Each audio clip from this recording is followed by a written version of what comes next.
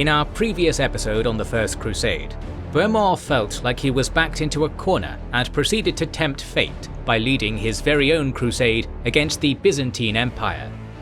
Little did he know, the Islamic world was about to be shaken to its very core, allowing the Latins a sigh of relief.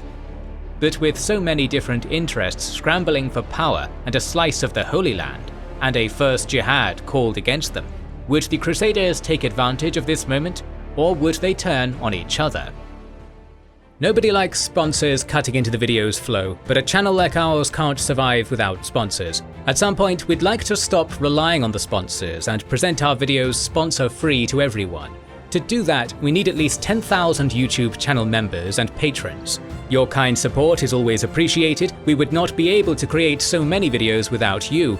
Channel members and patrons get weekly exclusive videos, like our finished series on the Peloponnesian War, and the ongoing series on the Italian Wars of Unification, Risorgimento, as well as the Anabasis of Xenophon and the history of Prussia, as well as many interesting non-serialized videos. Our supporters also get our schedule, early access to the videos, access to our exclusive Discord, and much more. Thank you for supporting us. After a drawn-out civil war that depleted most of its manpower and resources, the Seljuk Empire was now in the hands of Muhammad I Tapar. However, this state was more of a loose confederation that the new Sultan had to consolidate, as many Atabegs were fully autonomous and pursued their own interests. The two most important examples for our story are the last remaining powerhouses in the Levant, Damascus and Aleppo. They too saw a major shift in policy after Dukak of Damascus died of tuberculosis in 1104.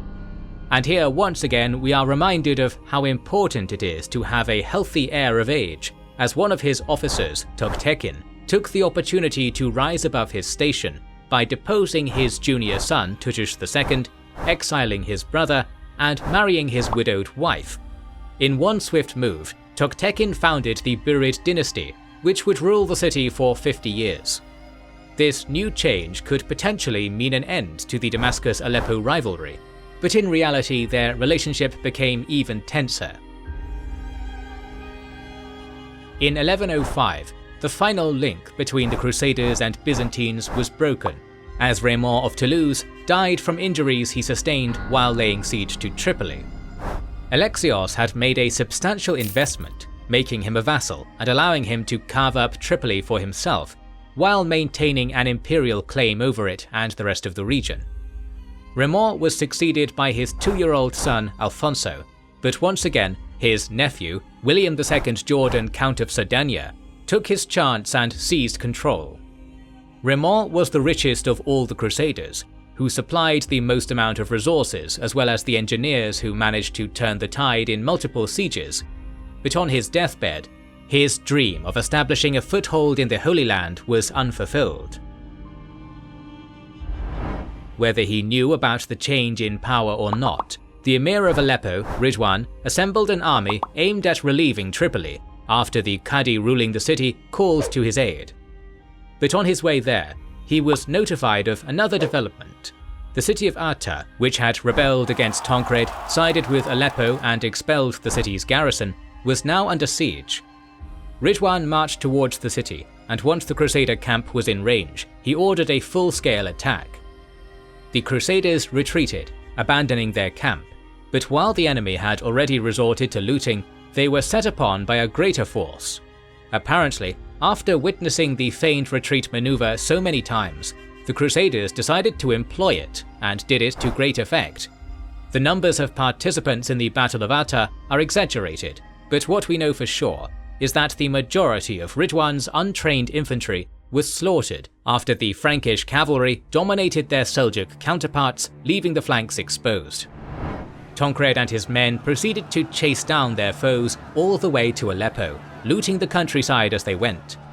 Ridwan would remain in power for another 8 years, but after this engagement he would no longer be a threat to the Crusaders. The Principality of Antioch was secured, but to the south, the Kingdom of Jerusalem was facing a far greater foe. The Fatimids were hoping to settle the score and break the Ramla tie that same year. For the 5th year in a row, a large army, between 10 and 12,000, was assembled and marched against the crucial point between Ascalon and Jerusalem. However, this time, they were supported by a strong contingent of Seljuk horse archers, in a rare moment of collaboration between the two states. The Fatimids made Baldwin bleed 3 years prior, and now wanted to finish the job with the biggest army since Ascalon. Sadly, for those of us who enjoy sophisticated formations and exciting battles, this would prove to be yet another disappointment. By this point, these continuous engagements were becoming part of everyday life in the Levant, and the chroniclers spare very few words for this engagement that raged on for almost a day. What we do know is that Baldwin took charge of a far smaller force, repelled an attack from the rear, then came back and led a final charge that broke the enemy. The Egyptian camp was looted, and the Third Battle of Ramla was won. To their credit, the Fatimids were not a weak opponent, nor did they lack the will or the means to crush the Latins. Between 1099 and 1118, they launched major invasions that included naval support. In 1099, 1101, 1102, 1103, 1105 and 1118, with smaller raiding parties sent out in 1104, 1106, 1107, 1108, 1110, 1111, 1113 and 1115. This means that in 19 years, the Kingdom of Jerusalem had to fight off at least 14 assaults while laying siege to multiple cities, dealing with internal disputes, Italian merchant cities, Byzantines and the Seljuks. Keep in mind that after Ascalon, the Crusaders never fielded more than 1,000 knights. Usually, their army consisted of around 500, supported by a few thousand infantry and archers. When compared with data from other campaigns, such as those against the Sultanate of Rum, Byzantines and Seljuks, it is hard to draw a conclusion that disputes how brutally effective the Frankish knights really were. And through this period, the Crusader states were fighting for survival, not dominance, since every city had to be garrisoned, and supply lines were constantly disrupted. One can only imagine how different things could have been if either the alliance with Byzantium was preserved, the Crusade of 1101, featuring 10,000 knights, arrived in the Levant, or if Bohemond's crusading force sailed to Antioch instead of Dyrrhachium. Speaking of the Crusade of 1101, the Seljuk Sultan of Rum, Kilij Arslan, had vanquished more Latins than he could count, so he felt secure enough to launch his own campaign against them. His forces initially tried to take Edessa, but after assessing its strong fortifications, he decided to turn on his Danishmend allies. Upon his arrival at Harran, the city surrendered to him, and Diyarbakir quickly followed. These victories emboldened the Sultan. From his perspective, everyone around him was falling apart, so when he was presented with an opportunity to expand his domain even further by taking control of Mosul, a key city that recently changed hands after a brutal assassination, he went for it. The Sultanate of Rum did manage to conquer the city, but not for long. The Seljuk Sultan assembled a coalition that featured Ilghazi of the Artukids and Ridwan of Aleppo, who managed to defeat Kilij Arslan in the field. In his attempt to escape, another great figure of the story met his demise as he drowned in a river. To make matters worse, his son Malik Shah was held prisoner at the time, leaving the fate of Anatolia in the balance. Around this time, while Bohemond was laying siege to Dyrrhachium, Tancred took the opportunity to advance his holdings since the Byzantines were busy defending the Balkans against Bohemond. And so, in 1108, Tancred assaulted the key cities of Laodicea, Tarsus, Adana and Mamistre, shifting the regional balance of power yet again. As for Alexios, one might assume that fending off a Crusader invasion led by one of the most cunning men in medieval history, who wanted to conquer Constantinople itself, would mean he had his hands full. But as usual, he was one step ahead. Raymond's death was a significant loss, but the emperor was willing to go all in and offered rich gifts to both claimants of Tripoli. On the one hand, there was William Jordan, who received and ignored his embassy, but on another, there was Bertrand, Raymond's eldest son, who sailed east on Genoese ships at the head of a 4,000-strong army that raided Thessaly. Normally this would have been severely punished, but Alexios knew how to turn enemies into allies, so instead he invited him to the imperial court, where he offered rich gifts instead of an oath of vassalage, which Bertrand accepted. The Provençal then sailed to Antioch, where he met Tancred.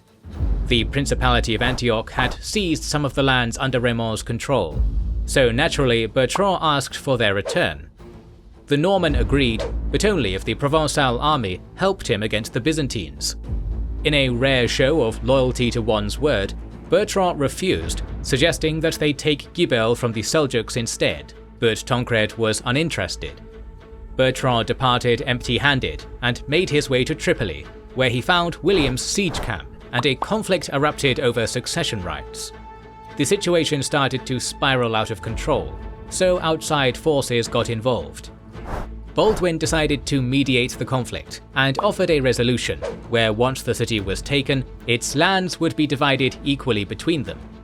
The two sides begrudgingly agreed, and Bertrand was then made to swear another oath of vassalage, but this time to Baldwin, while William turned to the aid of Tancred, creating a cold proxy war between the Crusader states. Then on July 12, 1109, the Crusaders, supported by the Genoese fleet, made an assault and successfully captured Tripoli. The resistance was strong and many men lost their lives, but most notably, William sustained an injury to which he succumbed in days. Suddenly, Tripoli had only one ruler, who owed his allegiance to both Jerusalem and Constantinople. Unfortunately for Tancred, his sphere of influence was diminished even further after both Jocelyn of Courtenay and Baldwin of Bourg were ransomed in 1107 and 1108. During their absence, Antioch held control over Edessa, but now that they were free, they refused to bend the knee to him, especially since Bohemond was nowhere to be seen. The two then openly went to war against each other, with Baldwin seeking aid from an Armenian king who supplied him with an army and 300 Pecheneg mercenary riders. These punitive raids caused severe damage to Tancred's lands and angered his subjects, which led to the clergy getting involved. A council was formed, and the prelates ruled in Baldwin's favour, restoring his rights as Count of Edessa, a semi-autonomous Crusader state under the vassalage of the Kingdom of Jerusalem. 4 considerable Crusader victories mark the following year of 1110. First, in the spring, a large army, assembled by the Atabeg of Mosul, attempted to lay siege to Edessa, but was forced to retreat after King Baldwin arrived with a relief force. Then, after a 2-month blockade, Baldwin, Genoa and Pisa assaulted and brutally sacked Beirut, killing most of its inhabitants. Fatimid ships from Tyre and Sidon tried to break the blockade, but were unsuccessful. Then in October, Baldwin welcomed the first ever European monarch to visit the Crusader states, King Sigurd I of Norway, whose incredible adventure story deserves its own video that we hope to make in the future. After stopping by England, Iberia and Sicily, the Norwegian king finished his pilgrimage by praying in Jerusalem, bathing in the river Jordan, and laying siege to Sidon.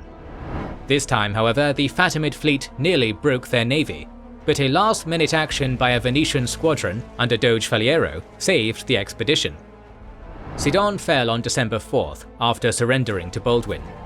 And then, finally, Tancred led his own assault against the castle that would end up becoming Crac de Chevalier, solidifying his domain. By this point, Bohemond had signed the Treaty of Devil, but did nothing to enforce it. Alexios offered him an annual salary of 200 gold pounds, the title of Sebastos, and a generous amount of land, as long as he held them in his name, but the Norman didn't even write a letter to Tancred. Alexios opened Pandora's box, and was now willing to do anything to close it. So he started writing letters and sending gifts. In 1110, the Pisans were approached and offered not just an end to hostilities, but special trading privileges, similar to the ones he granted to the Venetians.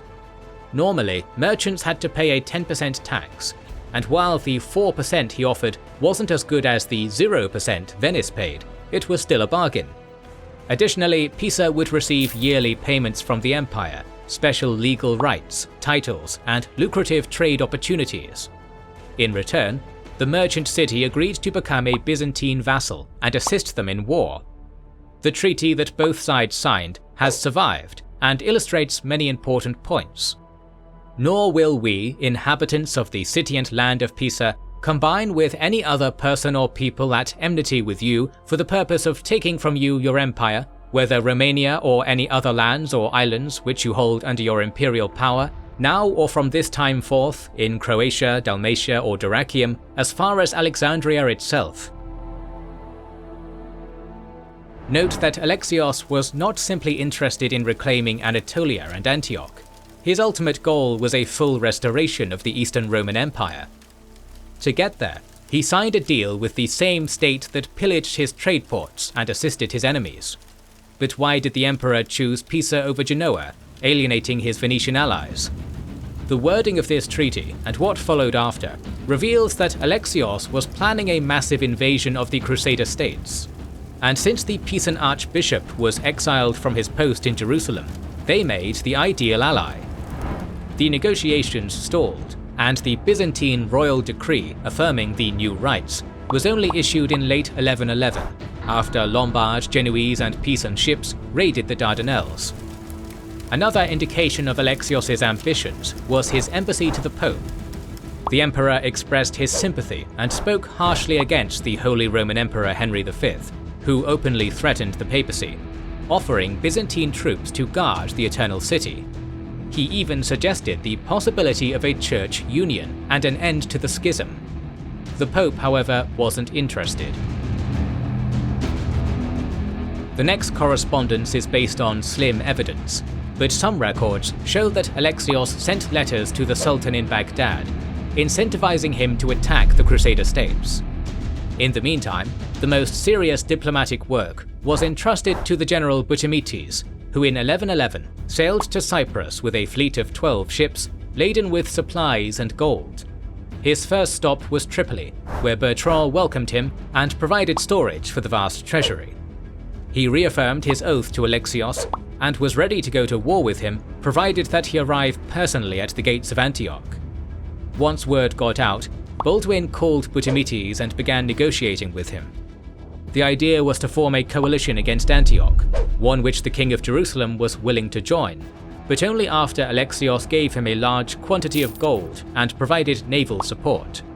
Giving so many resources to a potential enemy while receiving nothing seemed more like a scam than a bad deal, so talks continued for almost a year without progress.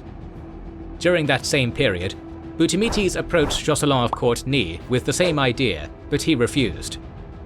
By this point it was 1112, and the ruler of Tripoli died, leaving his 14-year-old son Pont as the Count of Tripoli. Yet again, a regency complicated things, and upon his return, when Butimites asked to access his treasury, the local bishop refused him. Suddenly there was a standoff. Despite threatening to cut off the grain trade for Cyprus, the money was never returned. Instead, the council sent Pont to Antioch so that Tancred could become his mentor, and that the relations between the two Crusader states could be mended. The following year, not only did Butimites return empty-handed, but the Venetians showcased their resentment of the Byzantine deal with Pisa by requesting aid for their invasion of Dalmatia. Despite affirming his claim over the region, Alexios begrudgingly agreed, but managed to stall and delay the potential invasion for another day. The emperor was an old man, and with Malik Shah free from captivity, major raids in Anatolia continued to threaten his rear. The clock was ticking, and their diplomacy was starting to prove inefficient. Then, either due to the Byzantines' machinations or pure coincidence, in 1111, every single Crusader state rallied together and stood firm against a massive expedition launched by the Seljuk Sultan Tapar. What was possibly the first jihad against the Crusader states was led by the new Atabeg of Mosul, Mordud. With him were the emirs of Alat and Hamadan. At first, the army marched against Edessa, but yet again found itself incapable of capturing the formidable fortress. Then they moved against Turbessel, led by Jocelyn of Courtenay, and besieged it. Lines were drawn and the defenders were tested. Before long, sickness began spreading throughout the siege camps, and the Emir of Alat succumbed to illness. Almost immediately his followers left the army, while the Emir of Hamadan also abandoned Mawdud, hoping to gain Alat for himself. But before the diminished army could make their final assault, a messenger from Aleppo requested assistance against the Crusaders, who were on the verge of retaking the city. When Mawdud got there, he was surprised to find that there were no Crusaders to speak of. Worse still, Ridwan refused to open his gates.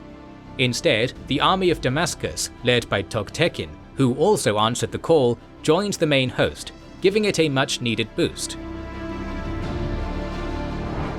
By this point, the Crusaders were able to unite their forces, as Tancred, King Baldwin, Count Bertrand of Tripoli and Count Baldwin of Edessa merged their armies and marched against the enemy near Shaizar. As soon as they were in sight, Mawdud employed the traditional skirmishing tactics, sending wave after wave of horse archers to harass the Crusaders. But after years spent fighting the Seljuks, the Crusader resolve prevailed, and they refused to give chase, instead locking their arrows and establishing a defensive perimeter.